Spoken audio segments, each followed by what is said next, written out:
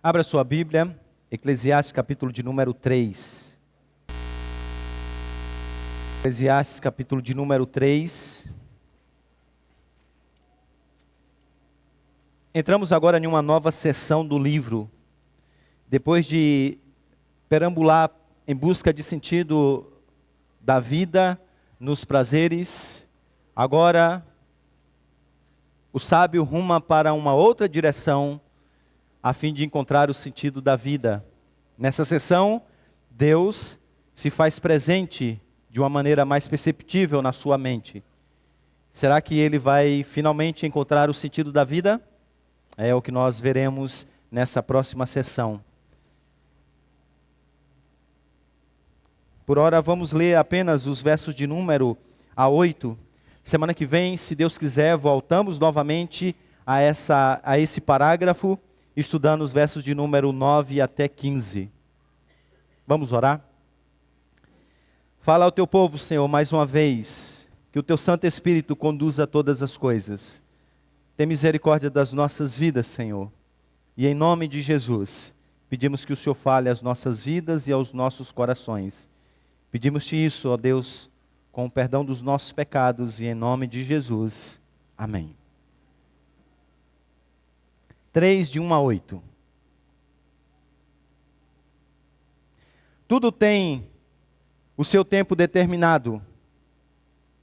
E há tempo para todo o propósito debaixo do céu. Há tempo para nascer e tempo para morrer. Tempo para plantar e tempo para arrancar o que se plantou. Tempo para matar e tempo de curar. Tempo de derrubar e tempo de construir. Tempo de chorar e tempo de rir. Tempo de plantear e tempo de saltar de alegria. Tempo de espalhar pedras. Tempo de ajuntar pedras. Tempo de abraçar e tempo de deixar de abraçar. Tempo de procurar e tempo de perder. Tempo de guardar e tempo de jogar fora. Tempo de rasgar e tempo de costurar. Tempo de ficar calado e tempo de falar. Tempo de amar, tempo de odiar. Tempo de guerra. Tempo de paz.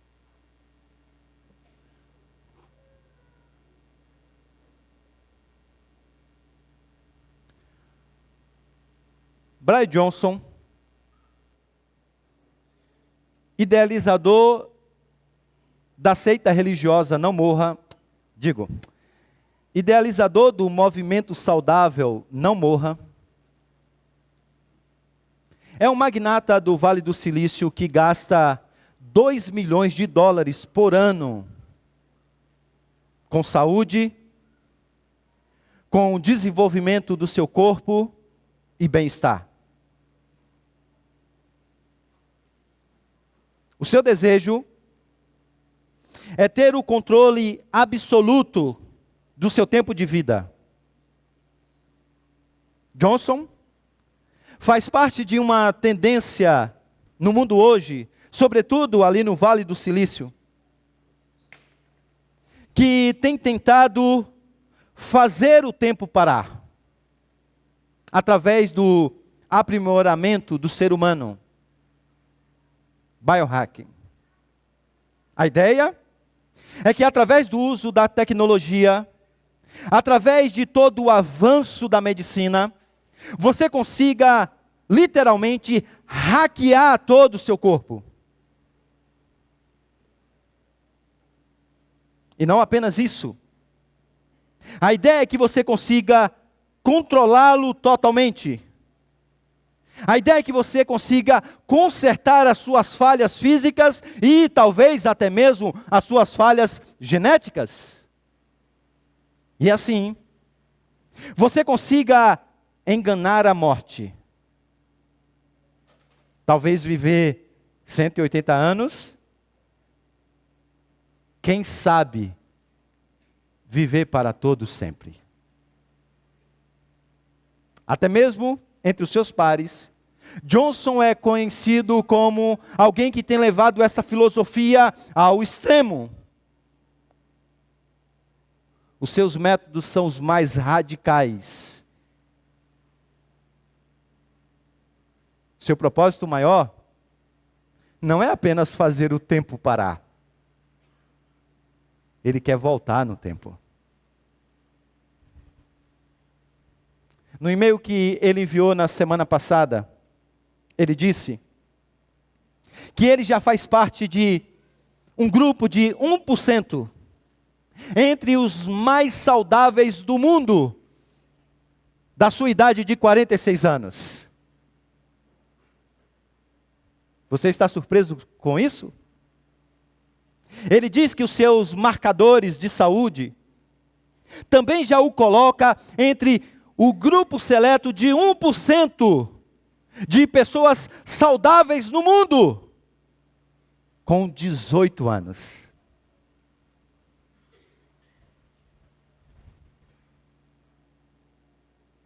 Ele não quer apenas fazer o tempo parar. Ele quer voltar ao tempo. E talvez, quem sabe, ter de volta a sua juventude, como tem o seu filho mais velho, que beira aos 18 e 19 anos. Eclesiastes nos ensinará nessa manhã que essa busca, por mais sofisticada que seja, por mais que tenha coisas boas nela, essa busca desenfreada, ela choca com a realidade de que muitos dos nossos ciclos de vida são inescapáveis e incontroláveis.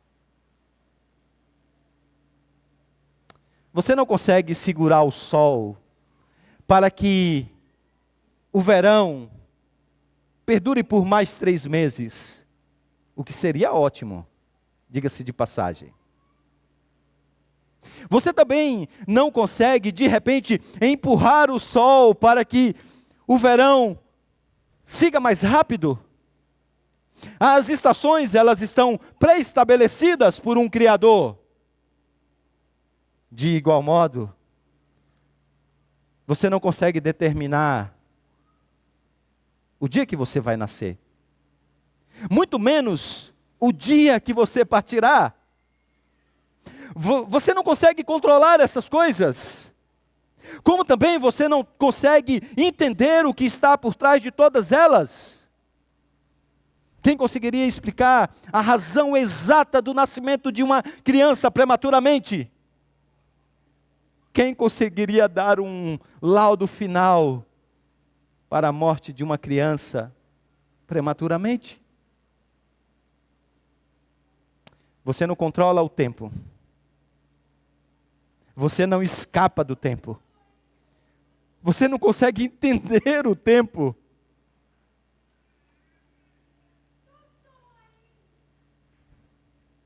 O tempo é como um vapor. Quando você acha que você o agarrou, ele já desapareceu. Então, onde está a verdadeira sabedoria para encontrar o sentido da vida? Ela está em tentar controlar pelo braço o tempo e todas as circunstâncias da sua vida, a fim de que a sua vida experimente apenas as coisas boas da existência debaixo do sol? Ou a sabedoria está em viver cada momento, até mesmo os dolorosos, inevitáveis, incontroláveis, em submissão, em obediência, em gratidão, sabendo que Deus controla o tempo e tem um propósito para todo o tempo debaixo do sol? Aonde se encontra a sabedoria? Vamos tentar descobrir juntos? Se você prestou atenção na leitura do texto, você deve ter percebido que agora a narrativa mudou da prosa sobre a alegria para um poema sobre o tempo. E não deixe passar desapercebidos os belos detalhes desse poema. De início, note que A palavra tempo se repete, se repete, se repete, se repete em todo o poema. Um total de 28 vezes que o autor usa a palavra tempo. Observe que essas palavras, elas são conectadas sempre a um par de ideias. Então nós temos 14 linhas.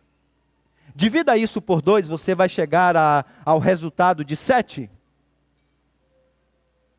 Na literatura hebraica, 7 é o tempo da plenitude.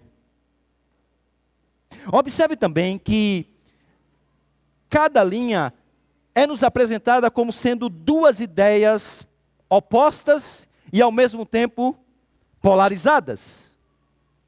Ele fala de nascimento e morte. Ele fala de riso e choro. E aqui então ele está usando um recurso literário que tem como alvo exatamente tratar de todo um aspecto de um tópico. Ao falar de duas ideias extremas, ele está então englobando tudo mais que vem no meio. Quando ele fala de nascimento e morte, ele não quer apenas que você olhe para esses ciclos do tempo. Ele quer que você olhe para toda a existência humana. Quando ele fala de riso e de choro, ele não quer apenas que você olhe para essas emoções. Ele agloba no meio, junto, todas as emoções humanas. Então, em uma tentativa de englobar toda a nossa existência, ele arranja esse poema, falando do 7 como a sua plenitude, e usando esse recurso literário para dizer sobre toda a existência humana, englobando tudo que está na vida debaixo do sol. Mas a pergunta importante agora é: o que esse texto quer dizer?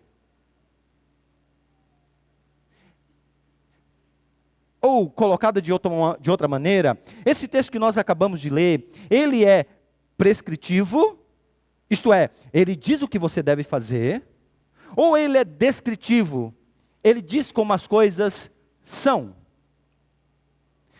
A maioria das mensagens que você já ouviu nesse texto, com certeza foi pregada em uma perspectiva prescritiva. E talvez você mesmo já tenha ensinado esse texto de maneira prescritiva. Talvez você já falou, já ouviu alguém dizer: há tempo de falar e há tempo de ficar quieto. Como se esse fosse um provérbio que traz uma lição. Mas se você observar bem, sobretudo à luz do contexto, você vai perceber que esse texto, ele não é prescritivo, ele é descritivo. O autor não está dizendo como as coisas devem ser. O que ele está dizendo é como as coisas de fato são. Por exemplo, ao você ler essa parte, há tempo de matar e tempo de curar, você não deve sair daqui dizendo: olha, pastor, já fiz a minha lista de parentes que eu acho que precisa ter a sua vida dada a um fim. O Senhor só me diz a hora apropriada para eu fazer isso. Bem, não é isso que o texto está dizendo. O que o texto está dizendo simplesmente é que há momentos na vida, há momentos na existência humana que a vida é tirada. E há momentos na existência humana que a vida é preservada. E que essas coisas, elas escapam muitas vezes ao nosso controle. E que essas coisas muitas vezes são inexplicáveis. E as coisas são como são. Então nessa manhã nós vamos meditar sobre esse tema. O pêndulo do tempo. Inicialmente vamos perceber que o pêndulo do tempo, ele oscila entre aquilo que é bom e aquilo que é mal. Inevitavelmente ele oscila entre aquilo que é bom e aquilo que é mal. O autor começa dizendo que de início há a alegria do nascimento, mas de igual modo há a tristeza da morte. Ele segue dizendo que essa é uma realidade não apenas na vida humana, mas também em toda a criação, até mesmo na vida vegetal. Por isso que ele diz que também há tempo de plantar, mas há tempo de arrancar o que se plantou. E agora você fica espantado ao perceber que no final das contas, essas atividades positivas, elas parecem que são anuladas pelas atividades negativas. Porque vem a morte e simplesmente engole a vida. Vem então agora a colheita e simplesmente traga a safra que foi plantada. Vem agora o ódio e simplesmente devora o amor.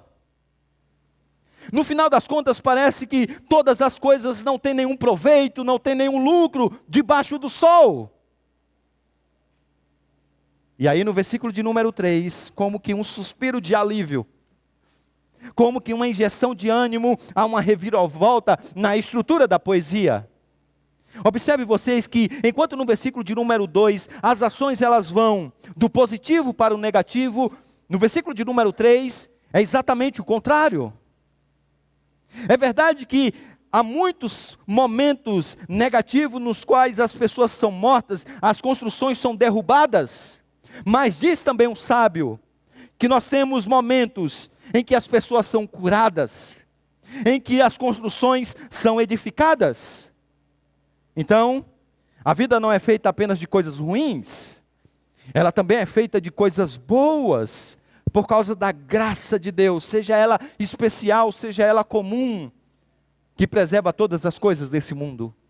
E agora, olhando para os relacionamentos humanos, ele diz que há tempo de espalhar pedras, e há tempo de ajuntar pedras, há tempo de abraçar, e há tempo de afastar-se de abraçar.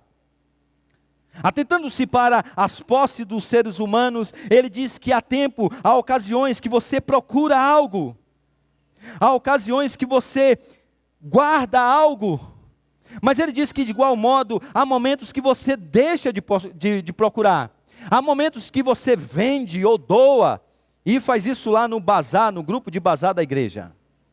Diga-se de passagem, tem mais de 500 mensagens por dia, e só perde negociações para a Bolsa de Valores dos Estados Unidos, porque para a Ibovespa mesmo já está no chinelo. Vamos mudar o tom. Porque agora ele se volta para um outro tema extremamente importante. As aflições que assolam todos os homens. Agora, a poesia ganha tons dramáticos. Há tempo de rasgar as vestes. Uma clara referência àquele momento de profunda tristeza, que você lamenta profundamente a sua dor. Mas ele diz que há tempo também que a dor passa. E você agora costura novamente as suas vestes.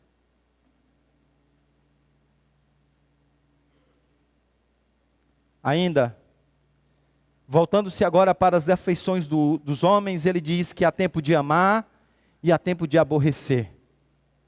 Tempo de guerra e tempo de paz. O primeiro pai, então, amor e ódio, descreve as fortes emoções pessoais que nós enfrentamos nesse mundo quebrado. Atração e repulsa, amor e ódio. Esses sentimentos, essas afeições, elas também vão para o âmbito público e maior. E elas culminam em guerras e às vezes paz. Para aumentar então agora o desespero, o sábio percebe que esse ciclo implacável dos eventos, ele se estende não apenas para todas as áreas da vida humana, mas ele também está fora do seu controle. Ele está fora da sua compreensão. Como eu disse, você não consegue decidir o dia de viver ou de morrer. Como disse, você não consegue entender e explicar as maiores dores e angústias que você passa nessa vida debaixo do sol. Você não consegue discernir e explicar as suas perdas.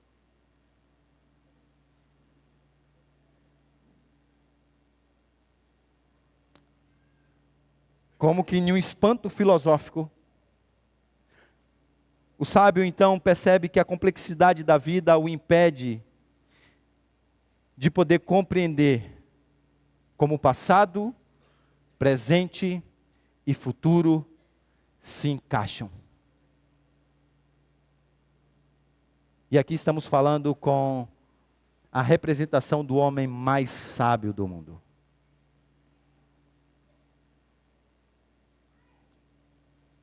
Então, como que a gente pode encontrar sentido na vida quando elas se movem de um lado para o outro, nessa gangorra de estados, emoções polarizadas,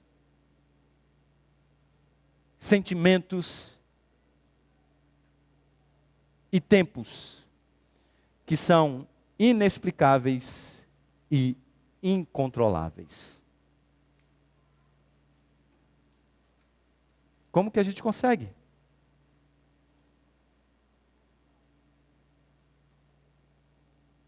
Isso nos leva ao segundo ponto.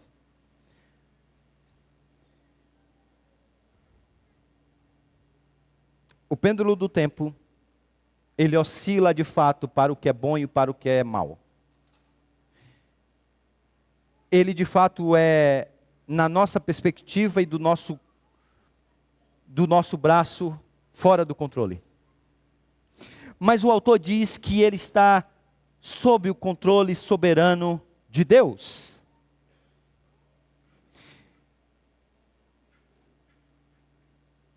E agora ele se aproxima de um entendimento que você precisa ter debaixo do sol.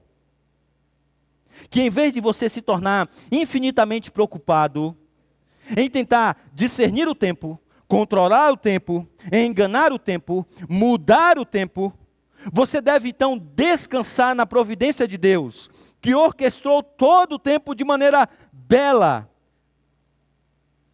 para que todas as coisas pudessem ocorrer no momento certo, não apenas para a sua glória, mas também para o seu bem. Na poesia hebraica, o verso de abertura normalmente já dá a ideia do texto. Às vezes, o segredo.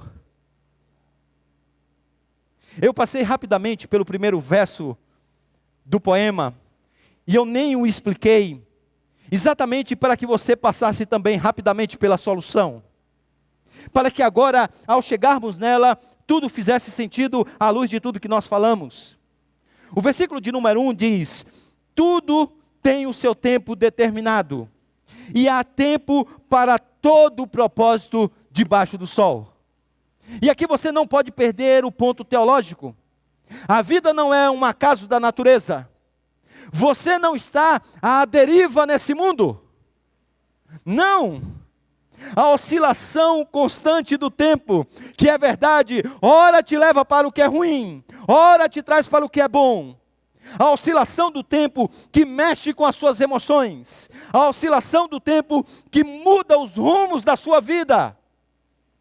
Diz o sábio, está sob o controle soberano de Deus, o qual estabeleceu o tempo fixo para realizar todos os seus propósitos pré-estabelecidos na sua própria vida. Por isso que Eclesiastes capítulo de número 3 é um ótimo texto para você refletir, para você meditar, sobretudo você que tem dificuldade de compreender que por trás de todo o cenário, por trás das cortinas do teatro da sua vida, existe alguém que controla e governa todas as coisas.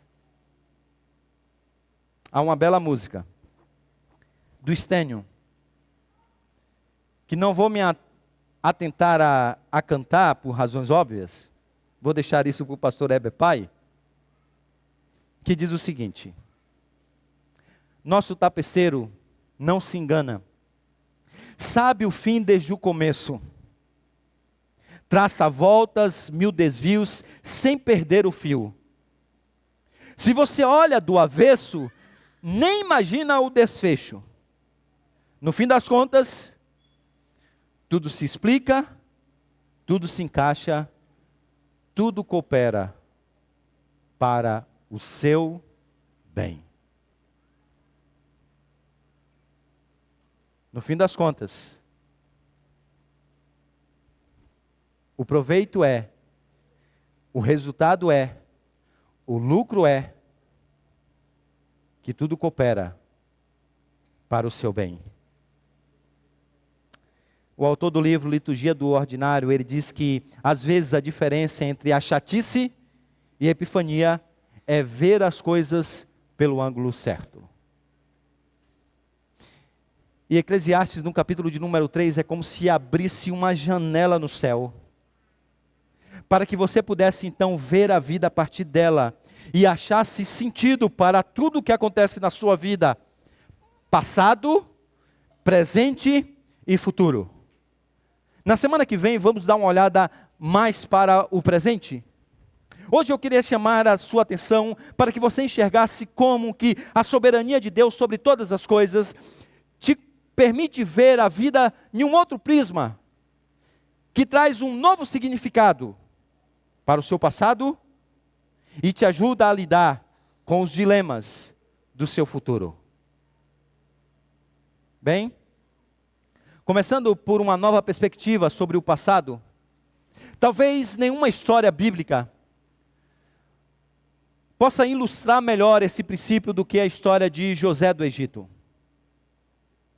Como vocês sabem,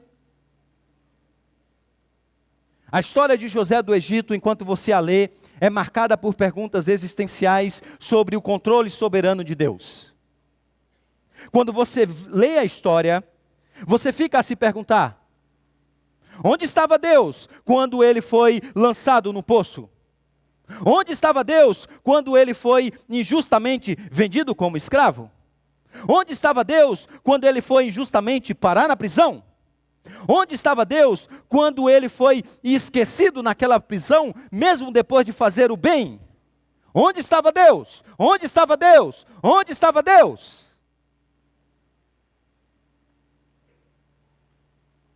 A resposta é que Deus estava lá no seu tear, fazendo com que uma verdadeira túnica que embelezaria José fosse terminada.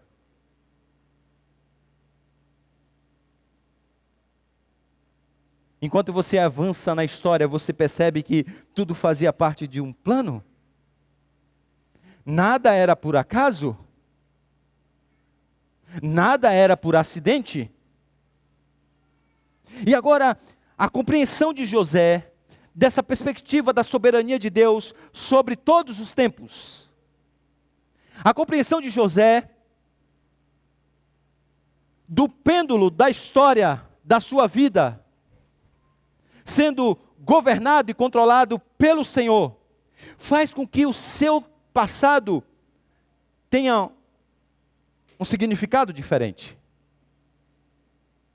Quando seu primeiro filho nasceu, ele deu o nome de Manassés. Sabe o que isso significa em hebraico?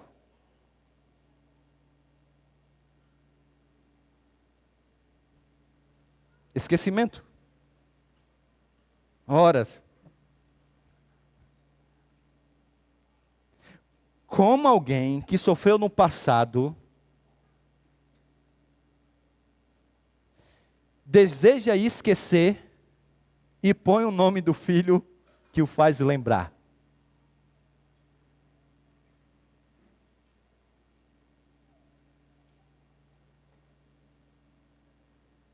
Porque de fato ninguém consegue esquecer momentos marcantes e dolorosos na vida. Como você vai esquecer? Como ele poderia esquecer daquele terrível ódio ardente nos seus irmãos? Como ele poderia esquecer daquela experiência no poço escuro e frio? Como ele poderia esquecer daquele tempo de escravo? Como ele poderia esquecer daquelas acusações infutadas? Como ele poderia esquecer daquela prisão terrível? Como apagar da memória sentimentos marcantes como solidão, medo, perda? Como passar uma borracha no meio de tudo isso? Não dá. Manassés não é sobre esquecer, mas é sobre lembrar com gratidão da providência de Deus. Lembrar com gratidão da providência de Deus. Quando ele percebe que todas as coisas faziam parte da providência de Deus, que Deus soberanamente governa todas as coisas. Então agora ele olha para o seu passado com outros olhos.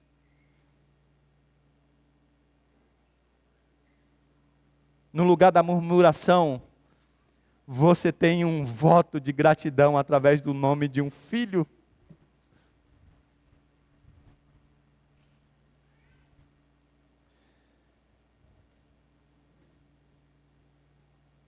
Sabe, talvez você esteja lutando com acontecimentos marcantes da sua vida. Sejam eles pela dinâmica da vida nesse mundo quebrado, sejam eles pelas consequências terríveis dos seus pecados. E talvez esse seja o seu fantasma.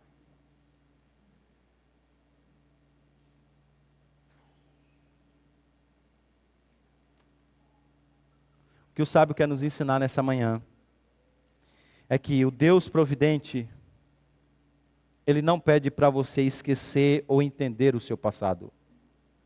Ele não pede para você esquecer ou entender aqueles tempos marcados pela dor, por situações inexplicáveis. O que Ele pede a você, o que Ele te incentiva, é crer que cada evento desse faz parte do seu plano eterno, perfeito, que cumpre o seu propósito na sua vida. E eu acho, meus amados irmãos, que aqui está um ponto que nós não compreendemos muito bem. E talvez por não olharmos para a vida, para o pêndulo da vida, sendo controlado pelo Senhor, a gente não reage bem às situações. Imagine vocês se José, ao invés de se entregar à percepção do que está acontecendo e confiar na providência de Deus, ele fosse no caminho da murmuração, da revolta. Ele não apenas se afastaria de Deus, mas ele não encontraria sentido para a sua vida. E foi exatamente essa percepção que fez com que ele reagisse bem em todas essas situações. E agora, quando ele encontra os seus irmãos que esperam inclusive que ele os mate,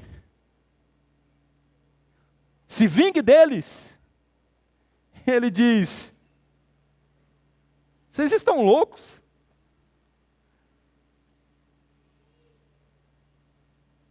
Vocês acham que essas coisas aconteceram por acaso? Não, meus amados irmãos, venham cá, me dê um abraço.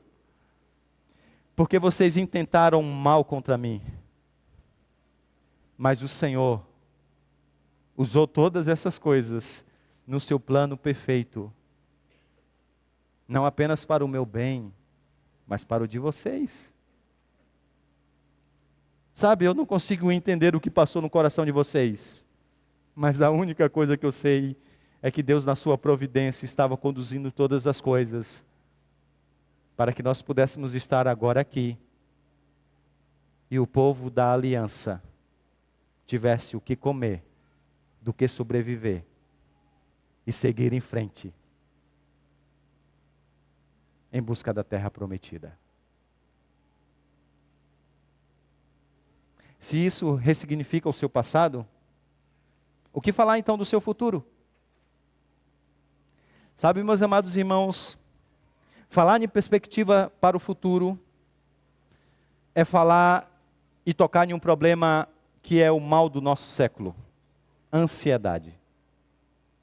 Mas a pergunta é, como que uma nova perspectiva do futuro pode surgir à luz desse texto que nos ajuda então a lidar com esse problema terrível que é a ansiedade?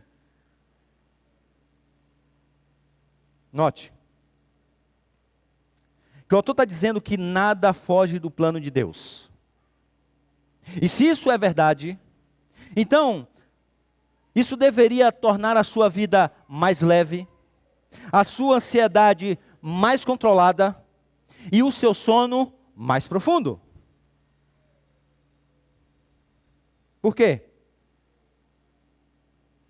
Porque se você pensar bem, você vai perceber que a ansiedade nada mais é do que uma convicção que você tem no seu coração de que tudo vai acabar mal.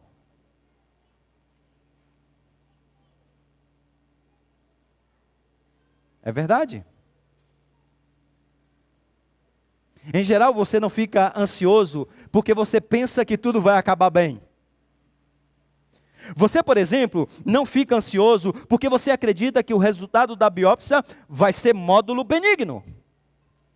Você, por exemplo, não fica ansioso porque você acredita que aquela cirurgia de alto risco que você precisa fazer vai ter um resultado favorável. Você vai ter alta rapidamente. Vai voltar à normalidade da sua vida. Não, você não fica ansioso porque você acredita que no final do ano a empresa vai se manter de pé, vai dar lucro, você vai ter o sustento para a sua família. Não, você não fica ansioso porque você pensa que esse país finalmente vai decolar, que você vai poder até abrir mão do seu sonho americano, de garantir a sua sobrevivência nesse mundo. Que esse lugar vai ser finalmente um lugar de ordem e progresso. Não. Você não fica ansioso por causa dessas coisas. Você fica ansioso porque você sempre está postulando que tudo vai acabar mal. Agora veja bem, perceba bem, que o problema de tudo isso é você assumir e você projetar um futuro no qual Deus não é soberano, não é sábio e não é bom.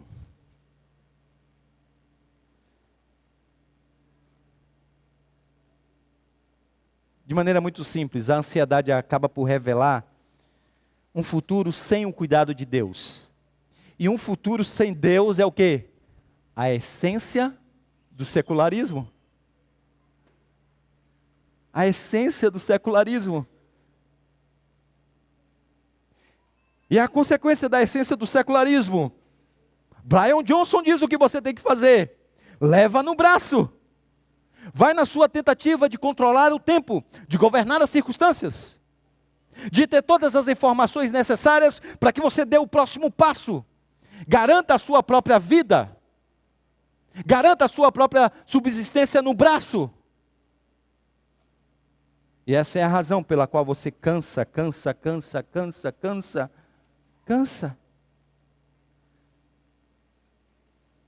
Atente para isso.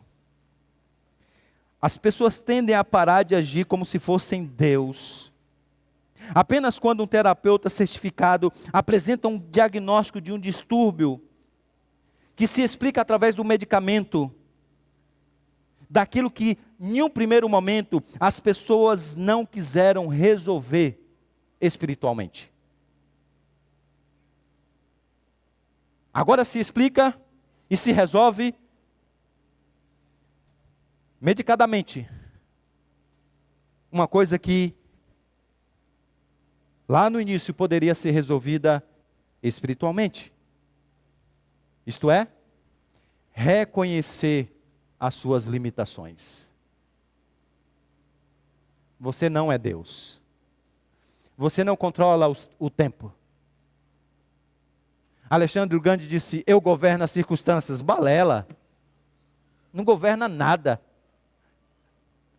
Se não fosse por Deus, você estaria nesse mundo à deriva.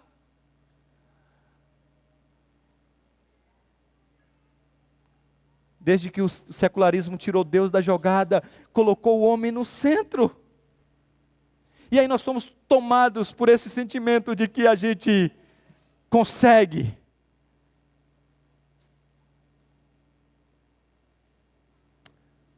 No final das contas, a gente nem consegue lidar com o nosso passado, daí a gente tem excesso de passado, depressão. Nem consegue lidar com o futuro, aí a gente tem excesso de futuro, ansiedade.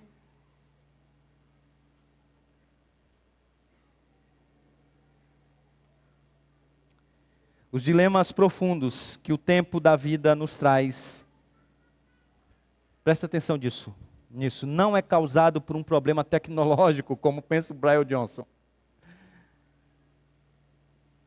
Problema esse que a sabedoria humana, com a sua engenharia genética, com a sua engenharia agora da internet, da inteligência artificial, pode resolver. Mas é um problema teológico que somente a sabedoria divina pode resolver. Lembre-se, nós não fomos criados para morrer. Não fomos. A morte é uma consequência direta da queda. Foi a queda que trouxe limitação para o tempo. Não haveria de haver limites para o nosso tempo. Era para ter sido para sempre. E foi o aumento da iniquidade que fez com que o nosso tempo diminuísse. Lembre-se, antes do dilúvio, as pessoas viviam bastante tempo. Antes daquela iniquidade que fez com que Deus resetasse o mundo, as pessoas viviam 100, 200, 300, 900 anos.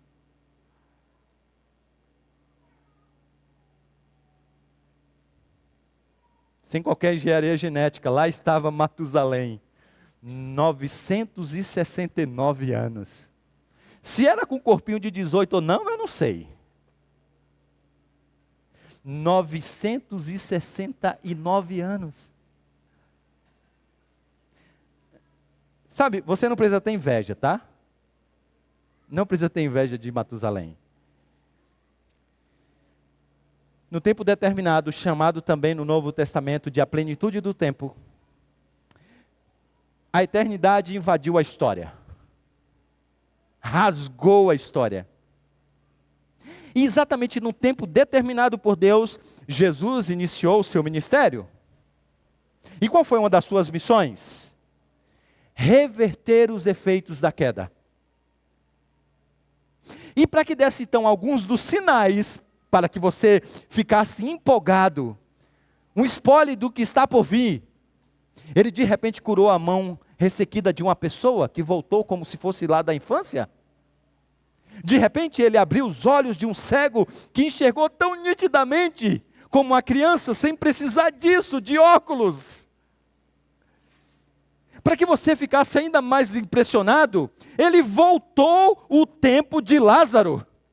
E ele disse: Lázaro, sai para fora.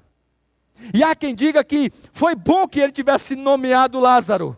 Porque se ele dissesse só, sai para fora, imagina o tanto de gente que viria. Ele veio para reverter os efeitos da queda. Você acha que isso é impressionante? No devido tempo, diz a Escritura, quando nós ainda éramos fracos, perdidos no tempo,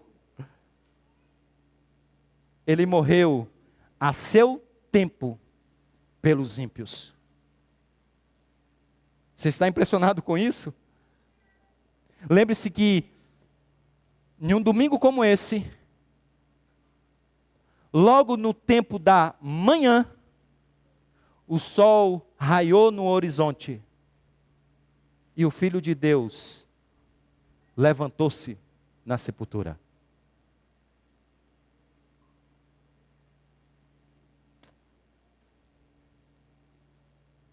A partir daí, então,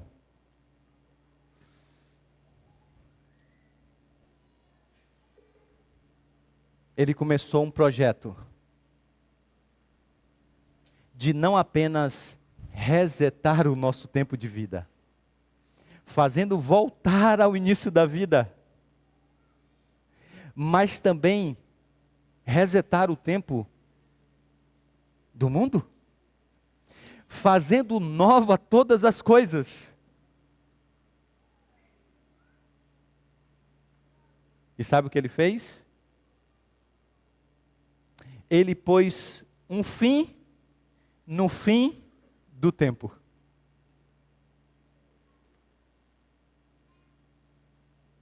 Porque agora não é mais a morte que é permanente. É a vida. Não é mais a vida que é passageira. É a morte. Tudo mudou. São novos tempos. Mas eu sei, enquanto isso acontece, enquanto o Senhor não vem para nos levar de volta para casa, haverá tempos bons e haverá tempos ruins. Mas diz aqui o sábio, que haverá Cristo conosco em todos esses tempos. Ele só te chama a fazer uma coisa: confiar.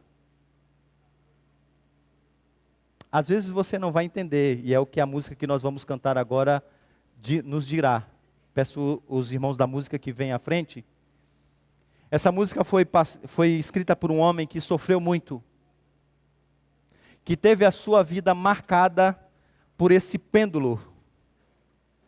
Ora em dias bons, e que às vezes se estendia até mesmo nos dias maus. Dias que ele torcia para que ele retornasse aos dias bons e o pêndulo parece que não aceitava. Tomado por uma profunda depressão, ele escreveu essas palavras que nós vamos cantar agora. Observe nessa letra que há coisas que ele não entende. Observe nessa letra que há coisas que são inexplicáveis. Observe nessa letra que há coisas que ele tentou agarrar, mas escapou pelos seus dedos porque estava fora do seu controle. Observe nessa letra que ele então resolveu fazer uma única coisa: meu Deus, confio em ti. Meu Deus, confio em ti. Fique de pé. Cantemos todos juntos essa canção. Cantemos com a nossa alma, cantemos com a nossa vida. Falemos dessa nossa confiança. Pregue para a sua própria alma nessa manhã. Confie em Deus. Pregue para a sua própria alma. Porque está batido a minha alma? Porque te perturbas dentro em mim? Espera em Deus. Confia em Deus. Essa é a mensagem que coloca a gente de pé. Não apenas nos dias bons, mas nos dias maus. Vamos cantar todos juntos.